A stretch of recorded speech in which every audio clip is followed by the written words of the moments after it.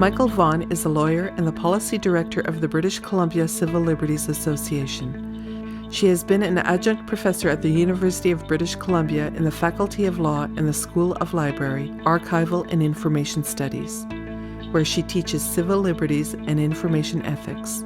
She's speaking about modernization, rebalancing, and states of exception, the multi-pronged assault on fundamental patient autonomy rights. Hi. Gosh, it's nice to be here. I'm going to discuss not something totally different, something complementary, but taking this from a very different kind of angle. I'm going to talk about discursive and rhetorical devices and constructs that are currently undermining fundamental patients' rights in a vast range, in a vast area. And you can see their applicability to vaccines, and I'll be highlighting that in a couple of places. But I'm very much looking at this from a macro level about patients' rights. And the theme that I want to highlight at the outset is that we are seeing in language and the concept of rights, a co-opting and contorting of the terminology and the language that we're using. As a character says in a very good Tom Stoppard play called Rock and Roll, we have to begin again and use the ordinary meaning of words. Giving new meaning to words is how systems lie to themselves. I would like to talk about how our narrative, our understanding of patients' rights, and the framework of patients' rights is being decidedly shifted, and how what I'm going to call the new rights discourse is reflected and augmented in broader developments of neoliberalism and national security state. This sounds like a lot that I'm going to do, right? I'm going to touch on these things. Very briefly sketching in a backdrop. To absolutely no one's surprise here, certainly, economics is a major driver in the shift in patients' rights. As David Harvey says in his new book, The Enigma of Capital, bets are on that the next innovation-led speculative bubble will come out of biomedical and genetic engineering. The embrace of the so-called knowledge economy has created a tremendous momentum for grand-scale government information technology schemes to capture, use, and commodify citizens' data and experience. So the UK is generally considered the prime example of the database nation approach. That's my terminology. Also known as, in the lingo, transformational government, horizontal government, or e-government, which is unavoidably in tension with fundamental citizens' rights.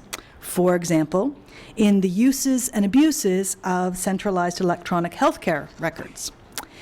Dr. Helen Wallace of GeneWatch has noted that the ultimate plan in the United Kingdom for their electronic health records program involved linking all patients' records with the national DNA database to allow Britain to take the lead in commercializing the human genome and using all of this confidential medical information for genetic and medical research, which would be achieved, of course, by the government giving this confidential patient data to industry.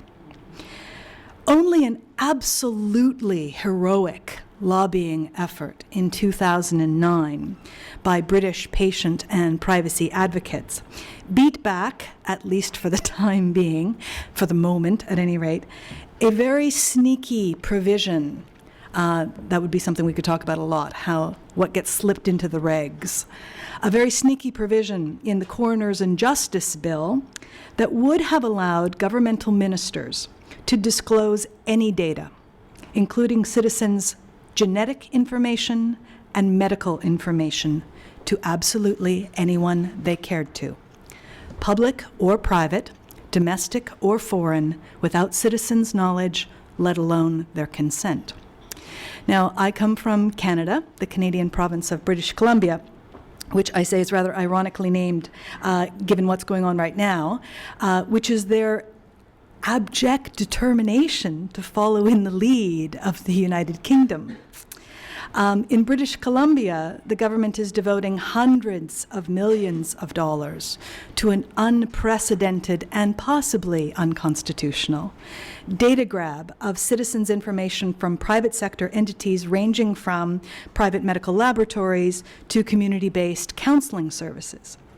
Now, the reason given for this government commandeering of citizens' private, confidential information are, and I'm going to try not to scare quote everything, but here's the language: efficiency, administrative stewardship, and research. Now, I submit as a privacy advocate that none of these justifications for mass privacy violations withstand genuine scrutiny. But for our purposes, let's note, again, the explicit research agenda of government. Like the United Kingdom, this research agenda is linked to economic investments in genomic medicine and more broadly to the term developing science research enterprise to boost BC's knowledge economy. The current climate of commercialization of research will not be news to anyone in this room. So I'm not going to unpack that extensively, except to note developments like the New York Times article of a few weeks ago commenting on the growth in the United States of a new style of graduate studies that combines mathematics or science, usually biotech, and business management courses. Trend spotters are calling this transparent bid for increased industry involvement and an obvious deepening of partnership with industry the new MBA. Now, I suggest that it is telling, if we're looking for hot spots around where these new paradigms are evident, that the first universities to adopt this model outside of the United States are, unsurprisingly, the Open University in Britain, the University of Queensland in Australia, and the University of British Columbia. Now, another notable aspect of the climate of commercialized research and health policy is what Abby Lippman terms neo-medicalization. Quoting Dr. Lippman, neo-medicalization is an expansive incarnation of disease creation. This process involves the corporate creation and marketing of disease to sell drugs, as well as framing of natural experiences as causes of future diseases.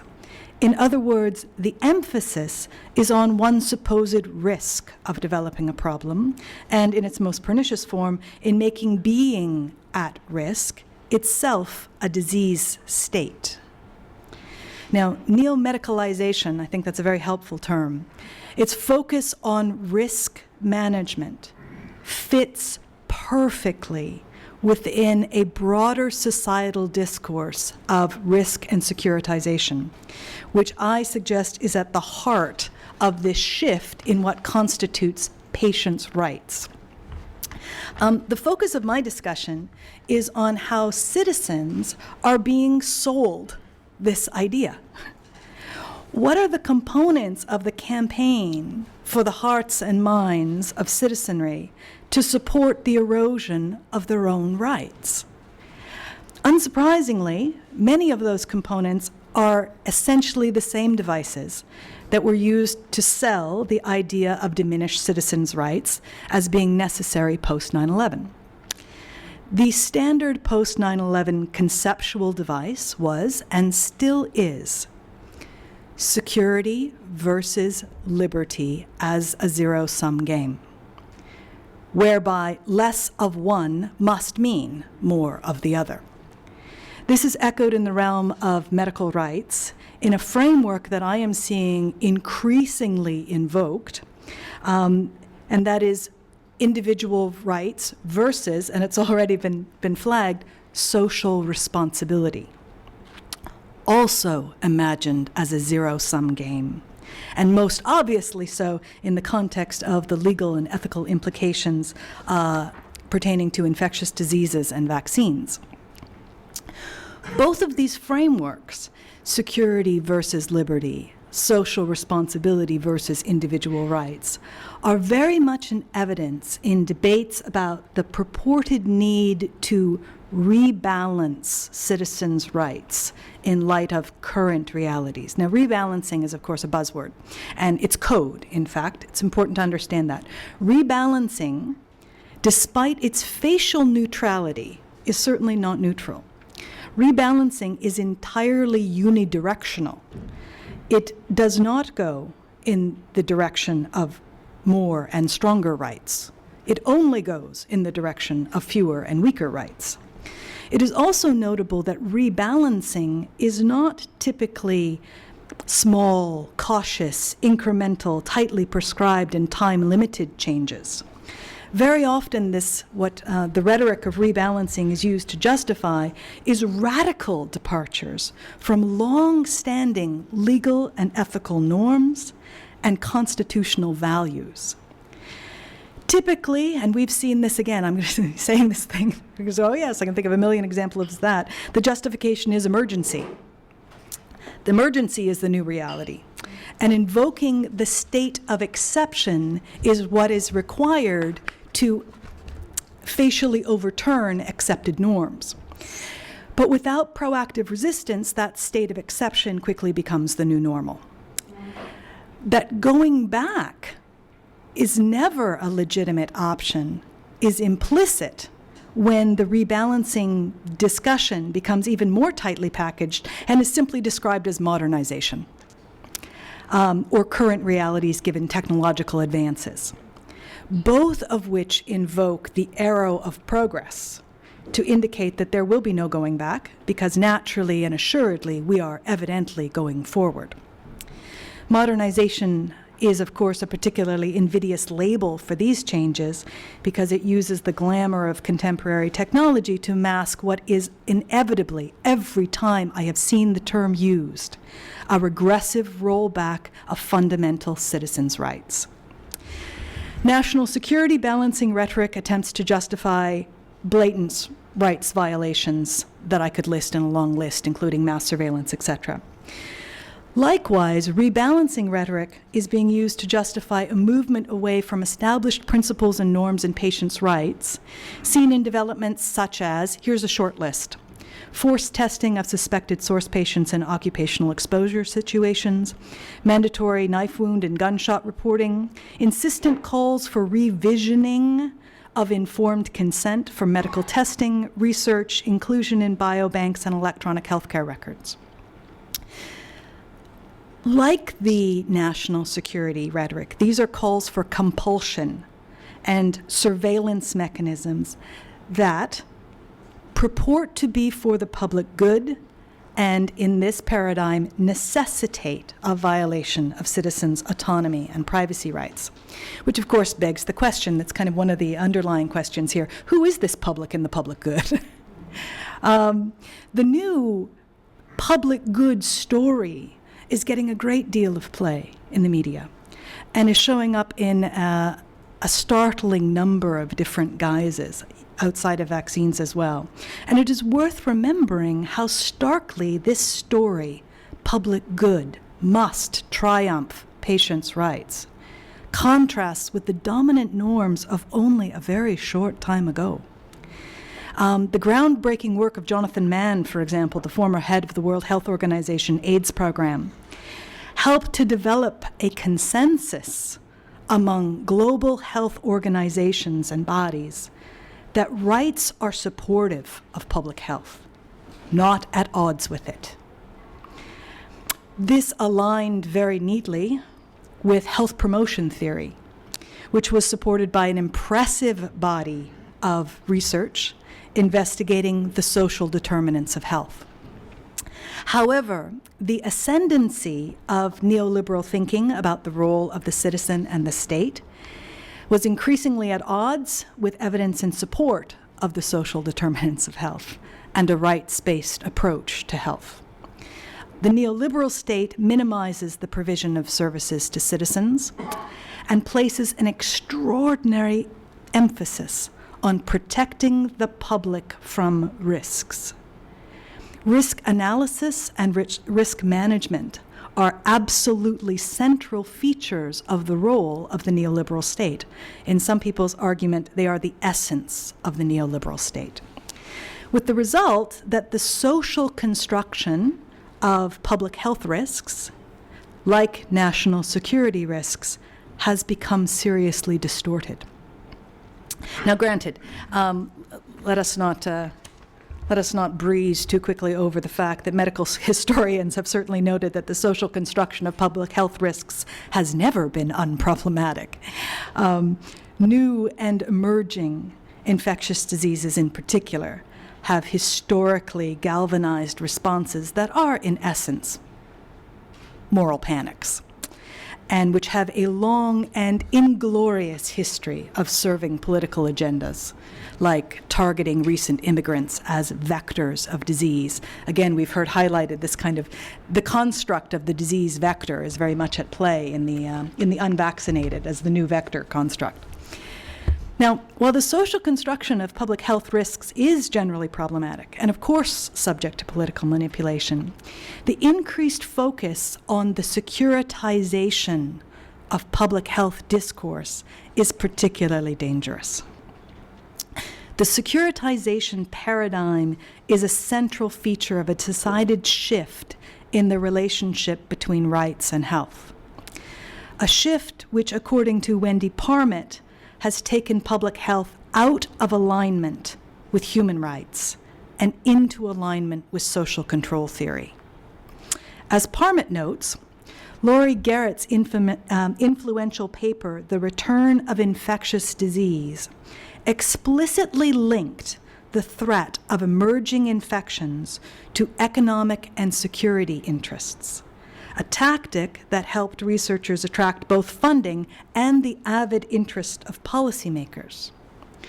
Parmet further notes that the U.S. anthrax attacks, which have also been referenced, helped to transform the emerging epidemic perspective into one which emphasized the similarities between naturally occurring infections and bioterrorism.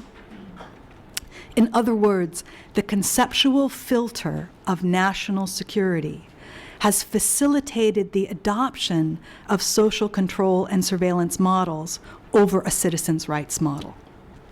Now, this conflation of health and national security is so prevalent that it spawned its own language, vocabulary, vernacular, like biosecurity, which is a key aspect of the virtually all-enveloping concept of quote-unquote emergency preparedness. See, that's why I've got scare quote-itis here, because all of this language is new or being used in a new and different way.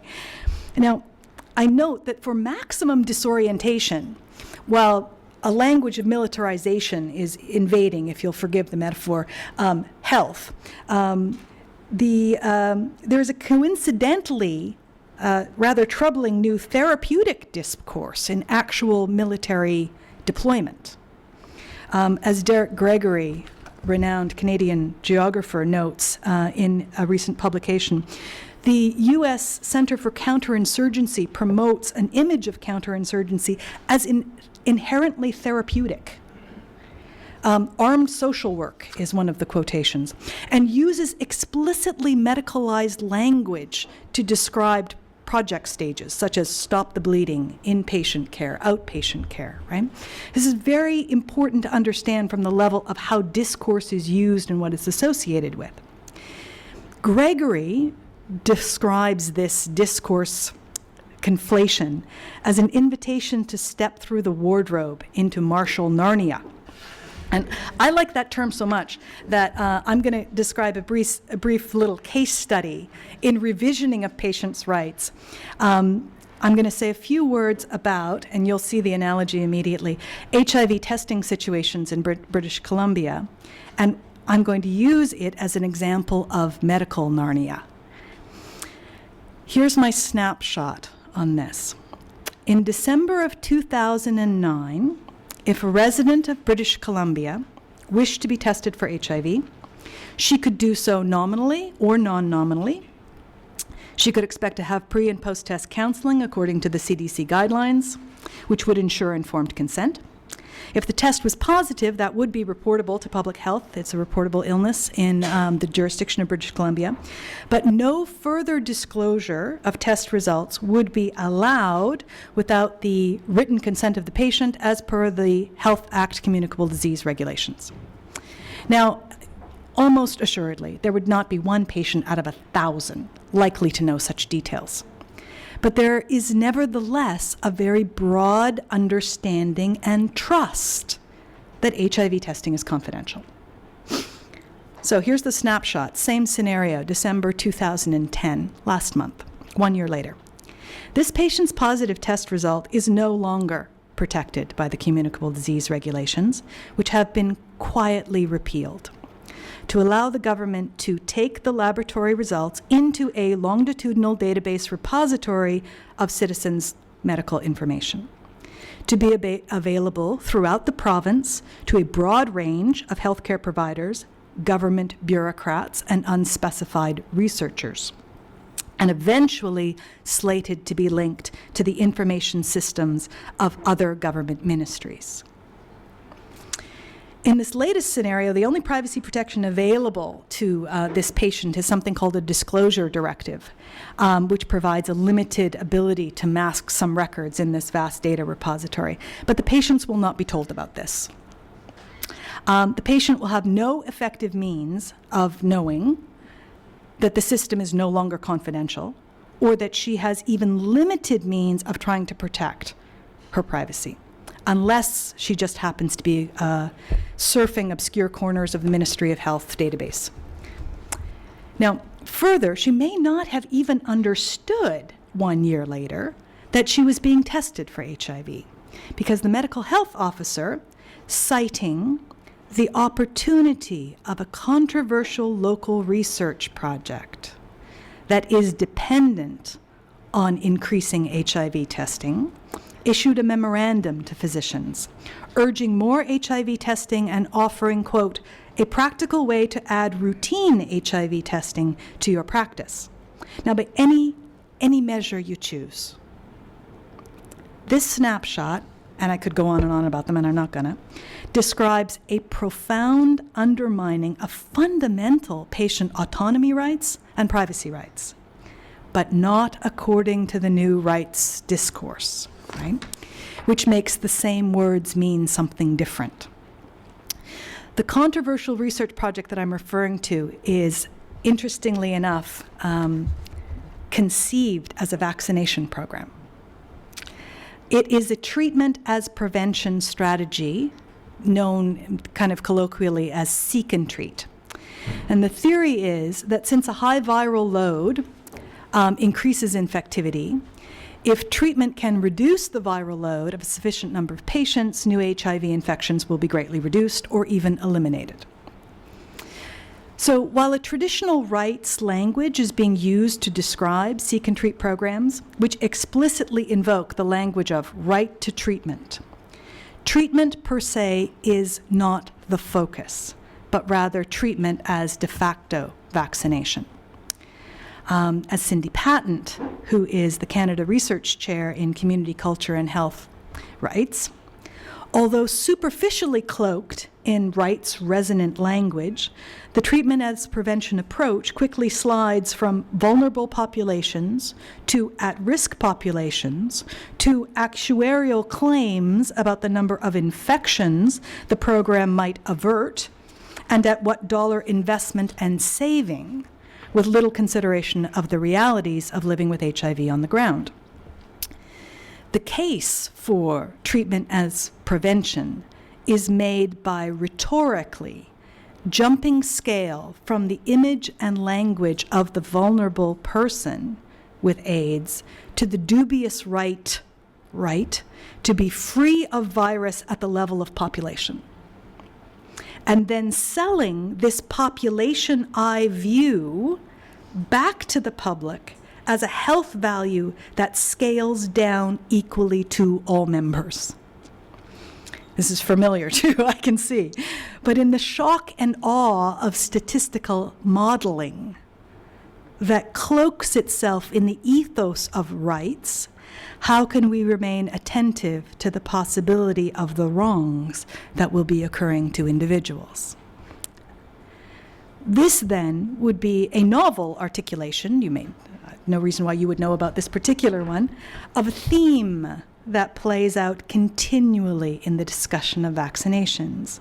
Minimization of traditional individual patient rights and an emphasis on a new rights formulation, the right to be protected, the purported right to be protected from communicable diseases, ergo protected from people with communicable diseases or at risk of contracting them, which is often what you find at the bottom of a new rights formulation, is an underlying story about us versus them, about how the rights of other people are supposedly in conflict with our allegedly higher good protection, etc. Othering, of course, being a very popular trope in the social construction of communicable diseases. But as I say, these narratives are not new, but they are increasingly being drawn upon in the securitization makeover of health and patients' rights. Now, just getting back to this case study of HIV, because I think it's really interesting and applicable, I phoned the Chief Medical Health Officer for Vancouver about this memo urging the routine testing. And this was just shortly before they began their public campaign, which resulted in news articles with titles like, BC health officials want virtually everyone to get HIV test. And the Chief Medical Health Officer took the position with me that despite the references to the Seek and Treat research project in the first sentence of the memorandum to physicians, there was no connection whatsoever between public health officials calling for doctors to test everyone and a high-profile research project entirely dependent on aggressive levels of testing. That is her position. No connection. That project is not influencing policymakers. That's her position. Likewise, there is no connection between public health officials calling to test virtually everyone in the province with the quiet repeal just 2 weeks earlier of the communicable disease regulations in order to flow all of this testing data into the new government health data repositories. No connection, says public health officials. And no thought, because I asked the question directly, of including any of this important information affecting patients' rights in the memorandum to physicians, or indeed to anyone else. In this scenario, it is not only that patients' rights, as we traditionally understand them, are given incredibly little weight, which is undeniably true. It is also that the very nature of rights is being redefined. So in her comments to the press, the Chief Medical Health Officer of the Vancouver Coastal Health Authority states she wants this massive testing, despite her assessment that the vast number of people who will be testing are at no risk of contracting the infection they will be testing for. Risk groups in her assessment, based on the epidemiology in British Columbia, are currently confined to, and she labels some risk groups. Okay? Which again begs the question, why exactly should the vast majority of the population who are outside of these groups submit themselves to the state for surveillance, for assuredly no health benefit to themselves, and a guaranteed wasting of our precious communal public health dollars? Well, according to the public health officer, Chief Medical Public Health Officer, everyone testing all of the time will reduce the stigma of testing. This is her, yeah, and make testing more accessible for the others who are the risk. Thank you. Leaving aside the highly dubious assumptions on which that construction rests, in essence, looking at the new treatment as vaccine introductory model and what we have from the response from the public health officials, the overarching plan looks like this. Those in the risk groups need to test so that they can get on treatment that will act like a vaccine to protect everyone else, i.e., the public good. Everyone else needs to test so that the risk groups will get tested and get on the treatment that will act like the vaccine to protect everyone else, also the public good. In other words, and I've looked everywhere, who else is in the public, right? The only right that is in evidence in this formulation is the right of an abstract public to be protected from risk. In this construction, individual citizens have only responsibilities.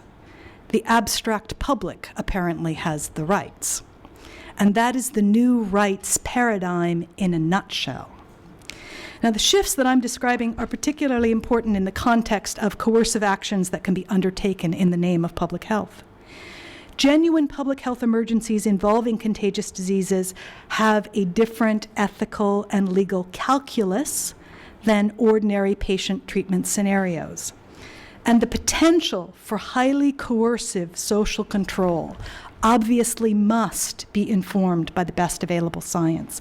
But in addition to that, there is an urgent need to address this regressive new view of patients' rights. Because as Parmet notes, even the best science is not going able to definitively address the appropriateness of any given policy. Science cannot decide the value that should be placed on any particular risk or human right. Science cannot decide any particular reduction in risk of transmission warrants, name the policy, ban on immigration, denial of asylum, the abandonment of privacy, or compulsory vaccination. The fundamental question where a particular risk whose magnitude is invariably uncertain, whether that justifies the deprivation of an individual liberty, is ultimately a social judgment to which there is no effectively neutral scientific answer, although the evidence has to be part of the formulation. The current public health securitization narrative does not bode well for public health responses that properly weigh patients' rights. So alongside the much-needed science, which we've heard and we'll hear more about the gaps that currently exist, we must publicly question and oppose the biosecurity perspective, which is priming the world for a public health panic and laying the foundation for unnecessary restrictions of human rights. Thank you so much.